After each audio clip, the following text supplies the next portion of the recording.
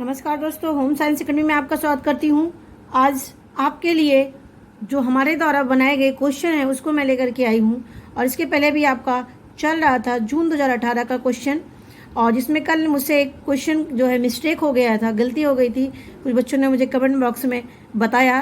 मुझे बहुत खुशी हुई कि आप लोग ध्यान से देखते हैं और हमारी गलतियों को आपने जाना, और हमें अच्छा लगा कि आपने हमारी गलतियों को बताया।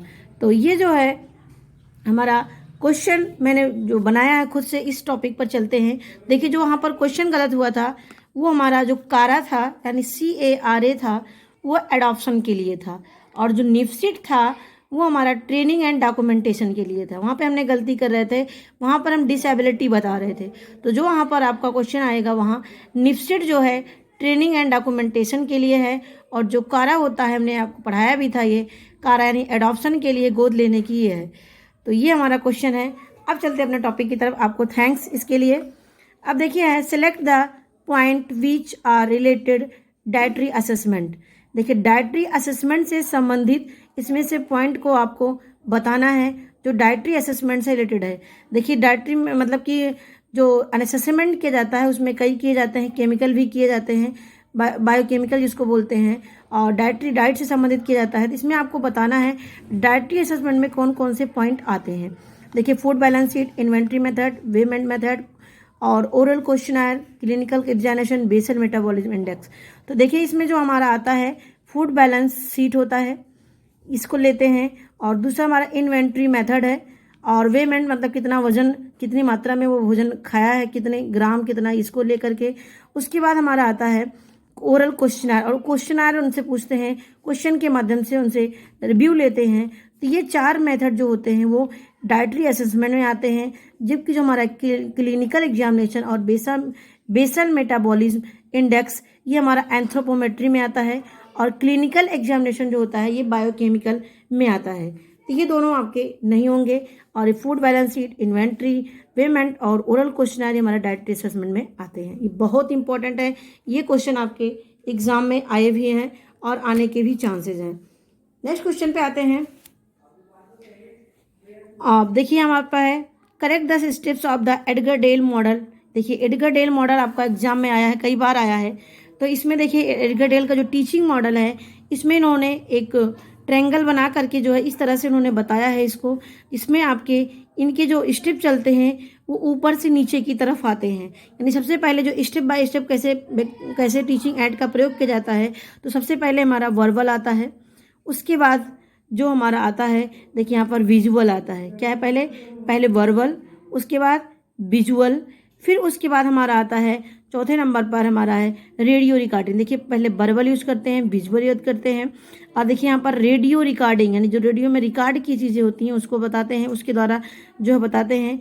फिर हमारा तीसरे नंबर पर आता है टेलीविज़न, फिर आता है हमारा एग्जीबिशन। इसको स्टेप बाय स्टेप आप एक बार 2 बार देखेंगे, चीज़ें याद हो जाएंगी।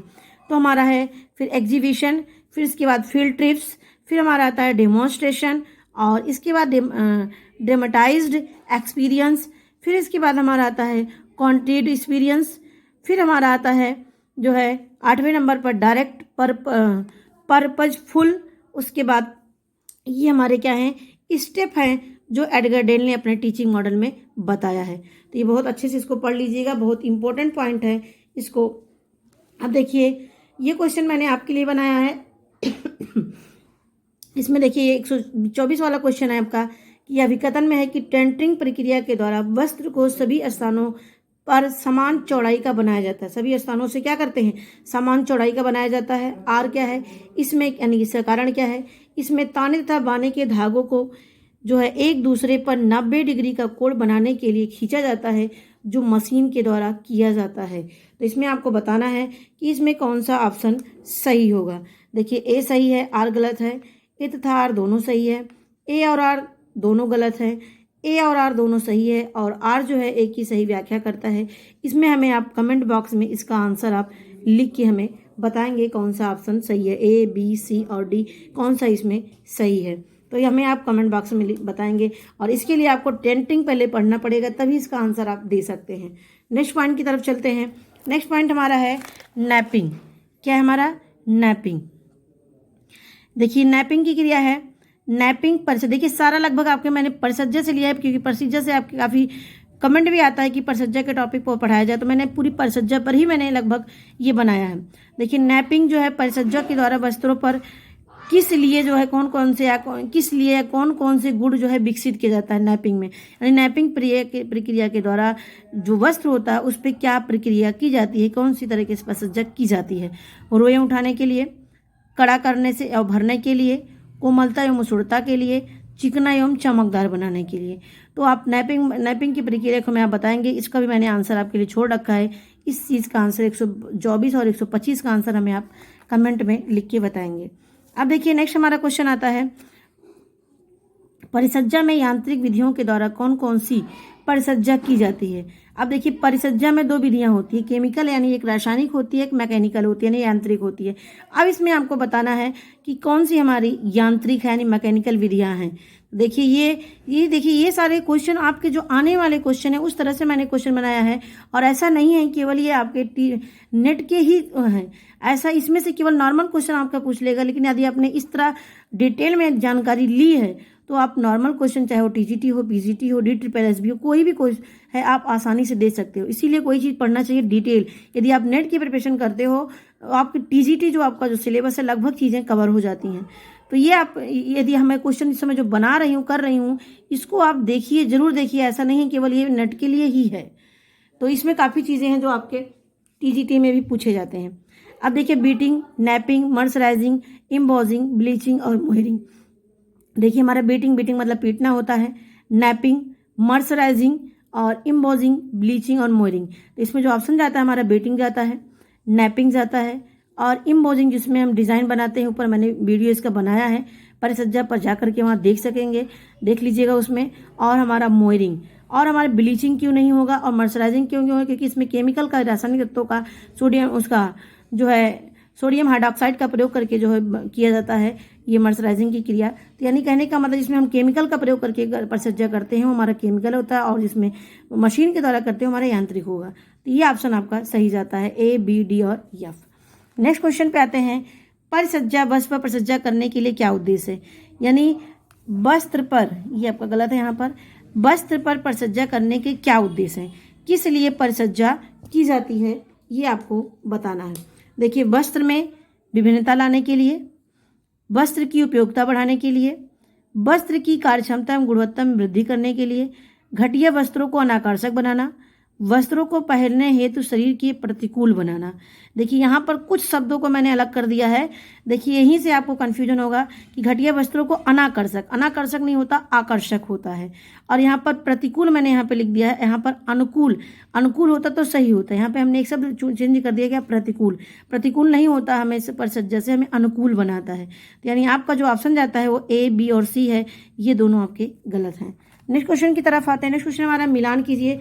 यहाँ पर देखिए मैंने सारा ही जो आपका परिसज्जा से क्वेश्चन आते हैं सारा ही मैंने यहाँ पर ला दिया है। इससे आपको बहुत ही आसानी होगी किसी भी एग्जाम को देने के लिए। बहुत ध्यान से देखिएगा और बहुत ही इंपॉर्टेंट क्वेश्चन आपके लिए मैंने ये बनाया है, और इसीलिए आप प्लीज़ आप इसको ज़्यादा से ज़्यादा शेयर करिए। जो बच्चे तैयारी कर रहे हैं, जो अभी जो फॉर्म आने वाले हैं टीजीटी पीजीटी के, इस पर आपके लिए बहुत ही बेनिफिट है। तो प्लीज़ आप इसको ज़्यादा से ज़्यादा शेयर करिए और भी जो फ्रेंड सर्किल में है। तो अब आते हैं हमारा ग्रे गुड्स। अब देखिए ग्रे गुड्स कपड़े कौन से होते हैं, यदि आपने पढ़ा होगा तुरंत ही। अब देखिए यहाँ पर आप वीडियो को अपने पॉज करिए और यहाँ पर अपने से पहले खुद इसका आंसर दीजिए कि आपको कौन कौन से इसमें आते हैं। इतनी जितने मैंने परिसज्जा यहाँ पर दिया है इसमें से कौन कौन से आपको आते हैं, ये आपको पहले से आप करिए। अब देखिए यहाँ पर जो क्वेश्चन हमारा है ग्रे गुड्स। अब जो ग्रे गुड्स होते हैं, करघे से उतारे गए वस्त्र को क्या कहते हैं, ग्रे गुड्स कहते हैं। आपको पता है कि ग्रे गुड्स जो है करघे से उतारे गए वस्त्र होते हैं जो पहनने योग्य नहीं होते हैं, जिन पर ऊपर से परिसज्जा की जाती है, साफ सफाई की जाती है उसकी, तब जाके पहना जाता है, उसे हम ग्रे गुड्स कहते हैं। दूसरा था हमारा रोएं उठाना। रोएं उठाना क्या है, एक यांत्रिक परिसज्जा है। रोएं उठाना क्या है, एक यांत्रिक परिसज्जा है, ये भी ध्यान रखना आप। साइजिंग जो हमारा सी है, इसका ऑप्शन जाता है वस्त्र में कड़ापन लाने के लिए। साइजिंग यानी जो आपके कड़ापन लाने के लिए जो तत्वों का प्रयोग करते हैं वो हमारा साइजिंग के द्वारा कड़ापन लाने के लिए किया जाता है। अब हमारा डी आता है कैलेंडरिंग। कैलेंडरिंग क्या होता है? ये एक प्रेस करने का या इस्त्री करने का एक व्यापक रूप होता है जिसमें छिद्रों को भर दिया जाता है, यानी ये मशीन के द्वारा इस तरह से वो गर्म होते हैं स्टील के, जिससे कपड़े पर उसको डालते जाते हैं और चलता जाता है और उसको क्या करता है, एकदम प्रेस करता जाता है। तो कैलेंडरिंग एक व्यापक रूप में करने के लिए जो है कैलेंडरिंग की जाती है। और ये नेक्स्ट हमारा आता है मोयरिंग। हमारा जो मोयरिंग होता है ये पानी की लहर के समान सतह बनाता है। मोयरिंग यानी एक यांत्रिक परिसज्जा इस तरह से वो डिजाइन बनाता है कपड़े पर, वो हमारा क्या होता है, मोयरिंग होता है। इसका ऑप्शन जाता है 5वां। उसके बाद इम्बोजिंग जिसको बोलते हैं, इसको नक्काशी करना होता है, ये हमारा ऑप्शन जाता है कि संश्लेषित रेजिन लगाकर सतह पर आकृति उभारना, यानी इसमें जो है रेजिन तत्वों का प्रयोग करके जो है जो डिजाइन उसमें उभारना होता है, वहाँ पर क्या होता है, वो जो है रोलर होता है, उस पर डिजाइन बने होते हैं, वो उस पर क्या होते हैं, छप जाते हैं, वो हमारा इम्बोजिंग होता है। और भी डिटेल देखना होगा वहाँ पर सज्जा में जाकर के इसको देख सकते हैं।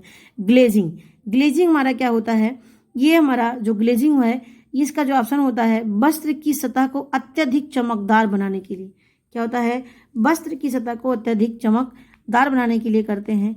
और उसके बाद नेक्स्ट हमारा आता है सिरिंडाइजिंग। सिरिंडाइजिंग में हमारा है कि सस्ते वस्त्रों पर चमक लाने के लिए, जिससे वो आकर्षक हो, जिससे जो ग्राहक हो यानी जो कस्टमर हो आकर्षित हो जाए और उस वस्तु को खरीदे, यानी उसमें ऊपरी सी चमक दिखाने के लिए। उतना कपड़ा ड्यूरेबल नहीं होता है, लेकिन सिरिंडाइजिंग के द्वारा उस कपड़े पर इतना चमक की जाती है जिससे उसको कस्टमर उसके प्रति अट्रैक्ट हो जाए।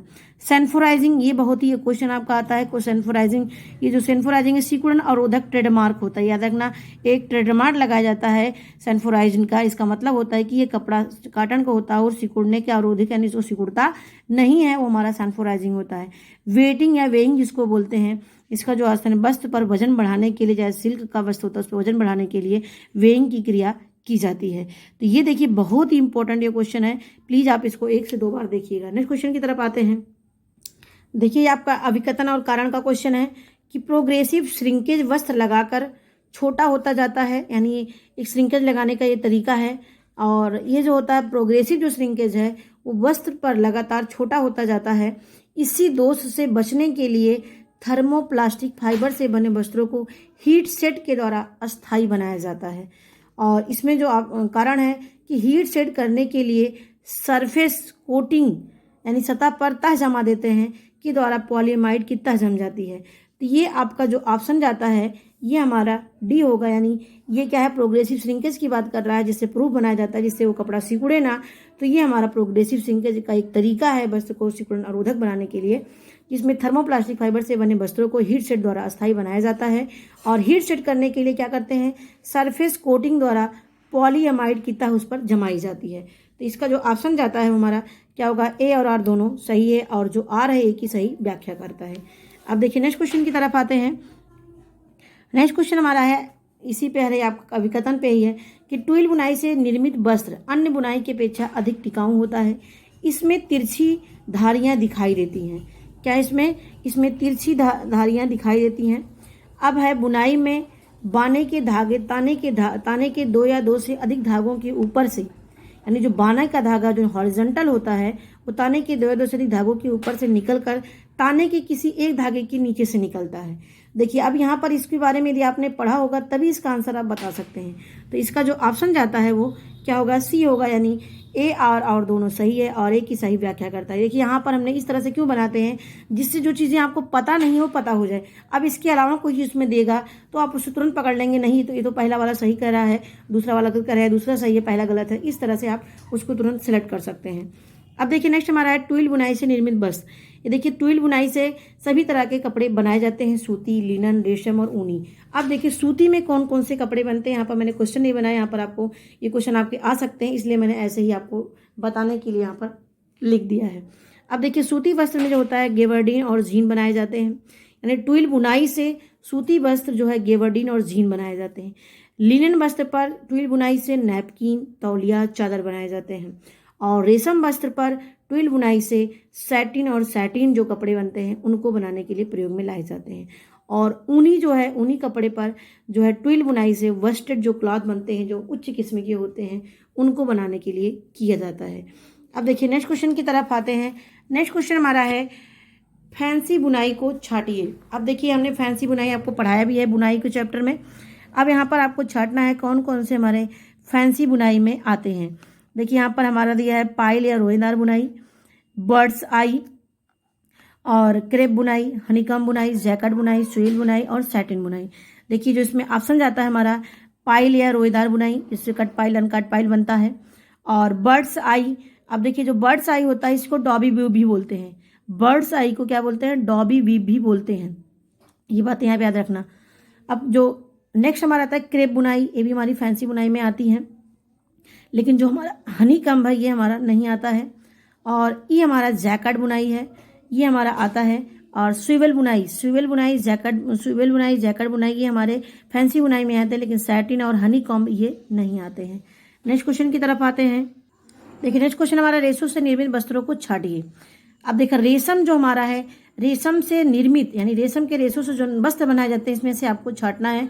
ये देखिए हमारा organza, tweed, voile, hope spun, taffeta और आर्गेंडी। इसमें जो हमारा जाता है ए, सी और ई, यानी हमारा ऑर्गेन्जा, वॉयल और टेफ्टा। ऑर्गेन्जा, वॉयल और टेफ्टा हमारे क्या हैं? ये रेशम से निर्मित वस्त्र हैं। और जो हमारा ट्वीड आता है ये नहीं होगा, ऑर्गेंडी आपका ये नहीं होगा। तो ये आपको देखिए मैंने यहाँ पर केवल 3 लिखा है। अब यहाँ पर जाकर के आप रेशम से निर्मित जो वस्त्र बनाए जाते हैं उनके और भी नाम लिखिए, जिससे कभी कभी क्या होता है क्वेश्चन जो आते हैं वहाँ से भी आपको डिटेल में पढ़े रहेंगे इसके बारे में, तो आपको वहाँ से छाटने में आसानी होगी। अब देखिए नेक्स्ट क्वेश्चन की तरफ आते हैं। नेक्स्ट क्वेश्चन आपके लिए है कि किनारी से वस्त्र धोने। देखिए यहाँ पर अभिकथन है कि किनारी से यानी जो आपके सेल्वेज होता है, किनारे से वस्त्र दोनों सिरों से मजबूती से बंधे रहते हैं, जो धागे निकलने अथवा जो हमारे निकालने अथवा फिट करने छिटकने के लिए छिटकने में जो फैल जाते हैं छिटकने नहीं पाते हैं। यानी जो किनारा होता है, किनारा जो बनाया जाता है इसके बारे में बता रहा है कि जो किनारी से वस्त्र दोनों सिरों से मजबूती से बंधे रहते हैं, जो धागे निकलने अथवा छिटकने या फैलने से नहीं पाते हैं। अब इसका कारण है कि यह वस्त्र को स्थिरता एवं मजबूती प्रदान करता है। क्या है? यह वस्त्र को स्थिरता और मजबूती प्रदान करता है। तो देखिए इसमें जो ऑप्शन जाता है हमारा, वो ऑप्शन हमारा क्या होगा? सी सही होगा, यानी ए और आर दोनों सही है। और जो आर है ए की सही व्याख्या करता है। क्यों यहाँ पे किनारी बनाई जाती है? जिससे हमारे जो वस्त्र में कोई स्थिरता प्रदान हो सके और मजबूती प्रदान हो सके, और जो रेशे होते हैं किनारे किनारे जो निकलते हैं वो निकल ना पाए। तो जो इसका ऑप्शन जाता है वो हमारा सी होगा। नेक्स्ट क्वेश्चन की तरफ आते हैं। देखिए मॉर्फोलॉजी, ये हमने पढ़ाया है आपको। मॉर्फोलॉजी क्या है? तो मॉर्फोलॉजी रेशों का अध्ययन करता है। जो मॉर्फोलॉजी क्या किसका अध्ययन करता है?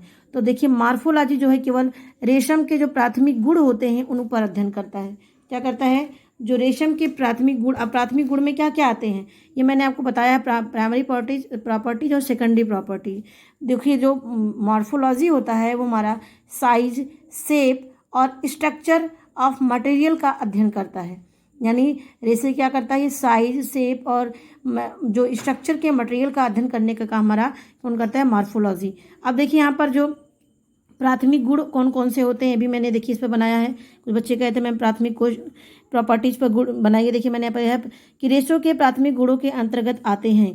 देखिए रेशों के जो प्राथमिक गुण में क्या क्या आते हैं हमारे, देखिए जो मेरे मेन कैटेगरी होती है जिसके बिना हम रेशो को नहीं बना सकते हैं वही हमारी क्या होती है? प्राइमरी प्रॉपर्टीज होती हैं। जैसे जिसके मेरा आकार, यानी जो रेशे का आकार कैसा है, लंबाई, यदि लंबाई नहीं होगी तब भी नहीं बन सकता है। और हमारा टेंसिटी यानी उसकी मजबूती, टेंसिटी यानी उसको मजबूत कितना, मतलब कि रेशे में मजबूती होनी चाहिए। और इसके बाद हमारा कोहेसिव यानी आपस में सटने की क्षमता होनी चाहिए। तो ये हमारे क्या हैं? प्राइमरी प्रॉपर्टीज होते हैं। और इसमें स्पिनिंग की क्वालिटी जिसको कोहेसिवनेस कहते हैं, यूनिफॉर्मिटी यानी लंबाई और चौड़ाई के जो रेशो हैं एक समान होने चाहिए, ये हमारे क्या है? प्राइमरी प्रॉपर्टीज होते हैं। जो सेकेंडरी में होते हैं उसमें फिजिकल शेप आते हैं, डेंसिटी आते हैं, कलर आते हैं, लस्चर, मॉइस्चर कितना है, एब्जॉर्प्शन कितना है, ये सारी चीज़ें हमारी सेकेंडरी में आती हैं। तो ये दोनों बातें आप बहुत ध्यान से देखना, नहीं पता है तो आप वीडियो में जाकर के वो देख लीजिएगा। नेक्स्ट क्वेश्चन की तरफ आते हैं। देखिए कॉटन रेशों के एमॉर्फस फाइबर होते हैं। अब देखिए कॉटन रेशे एमॉर्फस फाइबर होते हैं। ये देखिए मैंने एक तरीके से आपको बताने के लिए यहाँ पर लिख दिया है। जो कॉटन फाइबर होते हैं क्या होते हैं? एमॉर्फस होते हैं। अब एमॉर्फस फाइबर क्या होते हैं? देखिए जिसमें एमॉर्फस फाइबर होता है उसमें पानी को, वाटर को सोखने की क्षमता बहुत ही ज़्यादा होती है। ये याद करना है, जो कॉटन का रेशा होता है वो एमॉर्फस फाइबर होता है, याद रखना है। ये कई बार क्वेश्चन आया भी आपका DSSS में एक क्वेश्चन आया है कि कॉटन का रेशा एमॉर्फस फाइबर होता है, याद रखना। और ये जो एमॉर्फस फाइबर होते हैं इनमें सोखने की क्षमता होती है और इसमें जो आसानी से धब्बे जो हैं मिट जाते हैं, इनमें सिकुड़ने की जो है इसमें जो है प्रवृत्ति ज़्यादा कह सकते हैं होती है। और इसमें जो एमॉर्फस फाइबर होते हैं ये भी याद रखना, इसमें एमॉर्फस फाइबर में हमारे कॉटन, विस्कोस और ऊल आते हैं। कौन कौन आता है? कॉटन, विस्कोस और ऊल आते हैं। और ये देखिए मैंने इसको पढ़ाया भी है, आप जा करके देखना हाइड्रोफिलिक और हाइड्रोफोबिक चैप्टर में। यानी हाइड्रोफिलिक क्या है, हाइड्रोफोबिक क्या है। जिसमें सोखने की क्षमता होती है पानी की वो हाइड्रोफिलिक होते हैं, जिसमें पानी के सोखने की क्षमता नहीं होती उन्हें हाइड्रोफोबिक कहते हैं। तो ये दोनों बातें आप याद रखना, बहुत आसानी से इसका आंसर दे सकते हैं आप। एमॉर्फस फाइबर में कौन कौन से गुण पाए जाते हैं, वही चीज़ हमने यहाँ पर बना दी है देखिए। यानी इसमें अधिक अवशोषकता होती है और दूसरे यहाँ पर कम मजबूत होते हैं, क्योंकि देखिए कॉटन हमारा क्या होता है, मजबूती कम होती है उसकी। और ये आसानी से रगड़ने योग मतलब रंगने योग होते हैं, रंगने यानी इसको आसानी से रंगा जा सकता है। लेकिन ये पहनने योग ऐसा नहीं है कि पहनने योग नहीं होते, पहनने योग होते हैं। तो इसका जो ऑप्शन जाएगा वो ये नहीं होगा। नेक्स्ट हमारा आता है select the properties of the hydrophilic. देखिए यहाँ पर टॉपिक मैंने बना दिया है इस पर, हाइड्रोफिलिक फाइबर्स की प्रॉपर्टीज़ क्या है। तो हाइड्रोफिलिक में क्या होते हैं, ये एमॉर्फस ओरिएंटेशन होते हैं। क्या होते हैं? एमॉर्फस ओरिएंटेशन होते हैं, यानी ये एमॉर्फस फाइबर होते हैं। इसमें कॉटन, विस्कोस और ऊल होते हैं और पानी सोखने की क्षमता इसमें जाती है। देखिए यहाँ पर हाइड्रोफोबिक लिखा है, हाइड्रोफोबिक में जिसमें पानी की सोखने की क्षमता नहीं होती। इसमें मुख्य रूप से हमारे नायलॉन, पॉलिस्टर और एक्रिलिक आते हैं। हाइड्रोफोबिक में कौन से आते हैं? नायलॉन, एक्रिलिक और पॉलिस्टर आते हैं। अब देखिए यहाँ पर ईजियर टू रिमूव स्टेन, यानी इसमें आसानी से इसमें धब्बे जो हैं हम निकाल सकते हैं। और इसमें है लो रिंकल रिकवरी, यानी लेकिन देखिए यहाँ पर क्या है, ये कपड़े को धोते हैं सिकुड़ जाता है, यानी इसको जो रिंकल रिकवरी होती है वो कम होती है। ऑल ऑफ दीज, इसमें ऑल ऑफ दीज नहीं होगा, इसमें बी, सी और डी होगा। नेक्स्ट क्वेश्चन पे आते हैं, select the natural mineral fibres. देखिए बहुत इंपॉर्टेंट क्वेश्चन है, बहुत ध्यान से इसको पढ़िएगा। Select the natural mineral fibres. देखिए ये सारे नेचुरल फाइबर्स हैं, लेकिन इसमें आपको सिलेक्ट करना है जो नेचुरल रूप में है। देखिए ग्लास, एक्रिलिक, देखिए एक्रिलिक हमारा एनवायरनमेंट में आता है, और ल्यूरेक्स, एस्बेस्टस जो नेचुरल में हमारा आता है केवल क्या है, एस्बेस्टस ही है। अब देखिए लास्ट क्वेश्चन आपके लिए है, लास्ट क्वेश्चन हमने बनाया correct the sequence of the making the linen fibre. Linen fibres को बनाने के लिए इसका सीक्वेंस क्या है, ये जो है आपको करना है। तो देखिए यहाँ पर सबसे पहले क्या करते हैं, सबसे पहले कल्टीवेशन यानी खेती की जाती है। उसके बाद क्या होता है, हार्वेस्टिंग करते हैं यानी इसकी कटाई की जाती है। फिर क्या करते हैं उसको, इसको हम इसके बाद रिपलिंग करते हैं, यानी उसको उसके निकालते हैं उसको यानी उसके स्टेम तने को और उसकी जड़ को अलग कर देते हैं। ये देखिए मैंने लिनन फाइबर में डिटेल पढ़ाया है, वहाँ जाकर इसको पूरा देख लीजिएगा। तो रिपलिंग होता है, उसके बाद रेटिंग है, फिर उसके बाद हमारा ड्राइंग यानी सुखाते हैं, फिर स्केचिंग है, लास्ट में हैकलिंग है। तो ये बातें याद करना कि कल्टीवेशन करते हैं, हार्वेस्टिंग करते हैं, फिर उसके बाद हमारा आता है रिपलिंग, रेटिंग, ड्राइंग, स्केचिंग और हैकलिंग। तो ये स्टेप होते हैं किसके, सीक्वेंस ऑफ लिनन फाइबर। यानी लिनन फाइबर्स को बनाने के लिए करेक्ट इसका सीक्वेंस है, जरूर से याद कर लीजिएगा। ऐसे सारे का आप याद कर लीजिए, कॉटन का, ऊल का, नायलॉन का, ये सारी चीज़ें। और यहाँ पर एक चीज़ मैं आपको दे रही हूँ, जो आपके लिनन के फाइबर होते हैं, लिनन के जो लंबे रेशे होते हैं उनको क्या कहते हैं, और लिनन के छोटे रेशे होते हैं उनको क्या कहते हैं, ये आपको हमें बताना है कि लिनन का जो छोटा रेशा होता है उसको क्या कहते हैं, और लिनन का जो लंबा रेशा होता है उनको क्या नाम से जानते हैं। तो प्लीज़ हमें आंसर में इसको क्वेश्चन का आंसर दीजिएगा। तो ये हमारी वीडियो यदि अच्छी लगी होगी प्लीज़ इसको लाइक और शेयर करिए और हमारा मनोबल बढ़ाइए, जिससे और भी आपके लिए मेहनत कर सकूं और भी आप आगे बढ़ सके, और आपकी सफलता ही हमारा जो है हमारी कह सकते खुशी है उसमें। मेरी वीडियो देखने के लिए आपको धन्यवाद।